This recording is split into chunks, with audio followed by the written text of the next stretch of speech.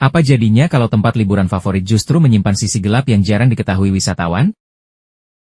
Thailand dikenal sebagai surga pariwisata Asia Tenggara. Pantainya indah, makanannya juara, orangnya ramah.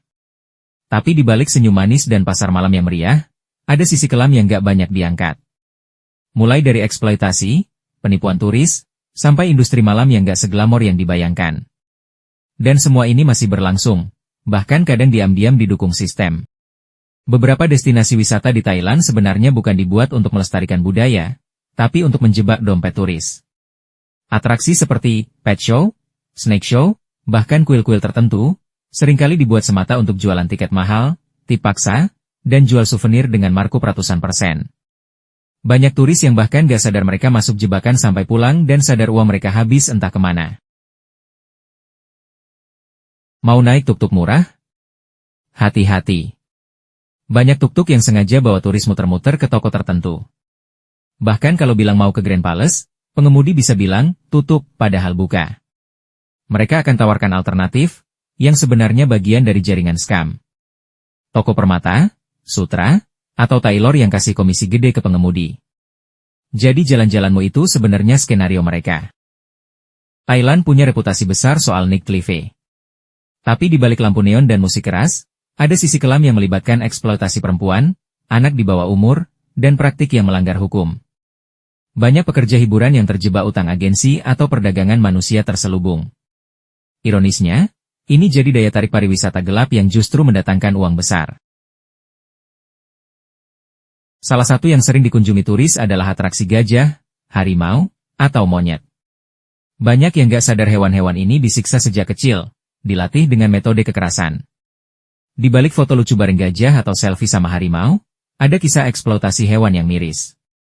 Bahkan beberapa tempat ternyata ilegal, tapi tetap buka karena turis tetap datang. Meskipun secara hukum prostitusi dilarang di Thailand, praktiknya justru sangat terbuka.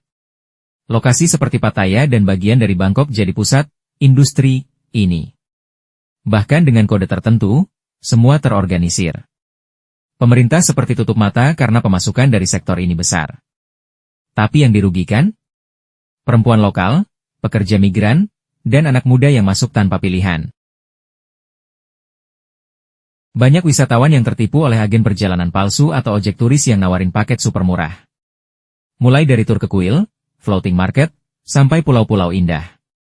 Tapi pas tiba, ternyata gak sesuai ekspektasi. Ada yang dijemput tapi gak diantar pulang. Bahkan tiket palsu buat naik kapal pun marak, apalagi di spot-spot terkenal kayak Phuket. Kenapa walau banyak cerita negatif, turis tetap datang ke Thailand? Jawabannya sederhana, branding yang kuat, promo pariwisata yang masif, dan harga yang murah. Banyak yang beranggapan, semua negara ada sisi gelapnya. Tapi bedanya, di Thailand, sisi gelap ini terstruktur dan kadang justru jadi jualan utama. Sisi glamor dipoles, sisi kelam ditutupi. Selama duit masuk, semua jalan terus. Secara umum, Thailand masih cukup aman buat turis. Tapi kamu harus lebih waspada. Banyak yang datang tanpa riset, lalu kecewa atau jadi korban.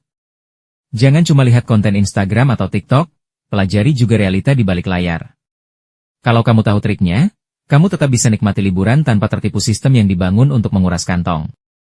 Thailand bukan negara jahat. Tapi penting untuk tahu kenyataan sebelum kamu ke sana. Wisata itu bukan cuma soal senang-senang, tapi juga soal kesadaran. Semakin kamu tahu, semakin kamu bisa pilih pengalaman yang etis dan adil. Pernah punya pengalaman aneh di Thailand?